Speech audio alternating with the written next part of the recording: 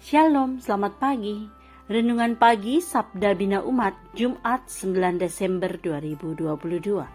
Firman Tuhan pagi ini terambil dari Yudas 1 ayat 3 sampai 9. Demikian firman Tuhan.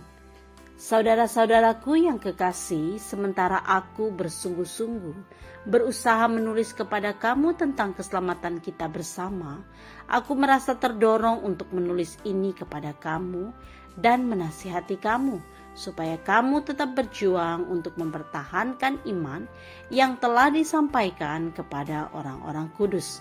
Sebab ternyata ada orang tertentu yang telah masuk menyusup di tengah-tengah kamu, yaitu orang-orang yang telah lama ditentukan untuk dihukum. Mereka adalah orang-orang yang fasik, yang menyalahgunakan kasih karunia Allah kita untuk melampiaskan hawa nafsu mereka, dan yang menyangkal satu-satunya penguasa dan Tuhan kita, Yesus Kristus.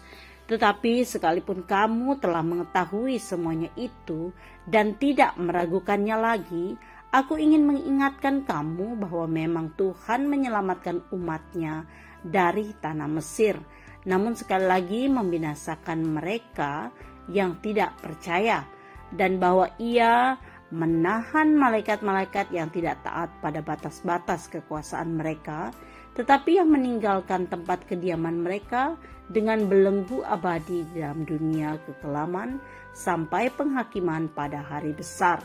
Sama seperti Sodom dan Gomora dan kota-kota sekitarnya, yang dengan cara yang sama melakukan percabulan dan mengejar kepuasan-kepuasan yang tidak wajar, telah menanggung siksaan api kekal sebagai peringatan kepada semua orang.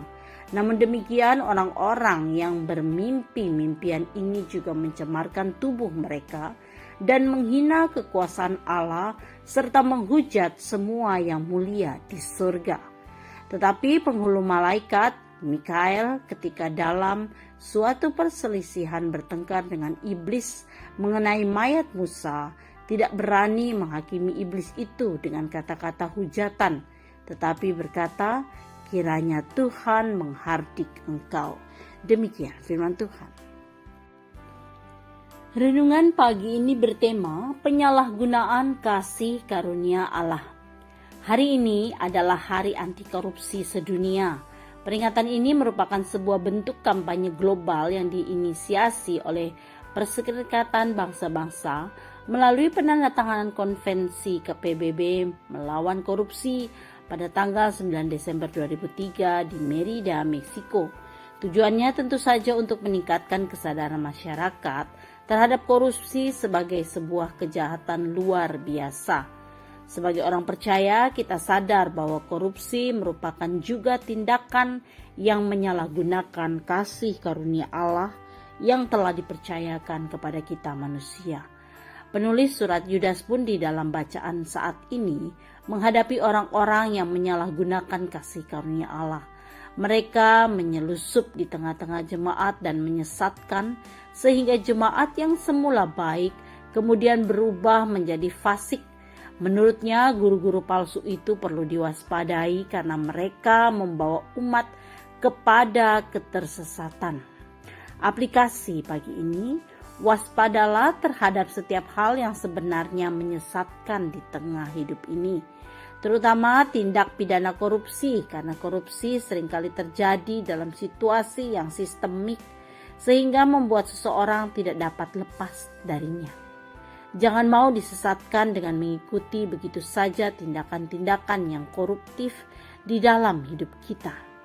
Kedua, sadarilah bahwa tindakan korupsi merupakan tindakan yang dilakukan oleh orang-orang fasik.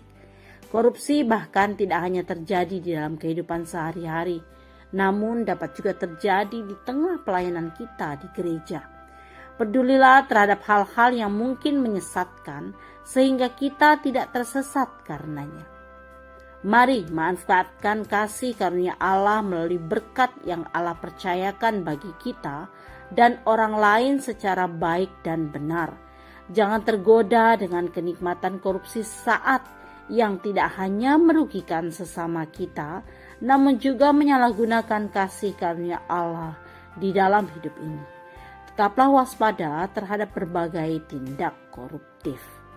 Doa pagi ini, Tuhan Yesus, anugerahkanlah kami kekuatan untuk terus menjadi manusia-manusia anti korupsi di tengah kehidupan kami. Amin. Demikian renungan pagi ini. Selamat beraktivitas. Tuhan Yesus memberkati.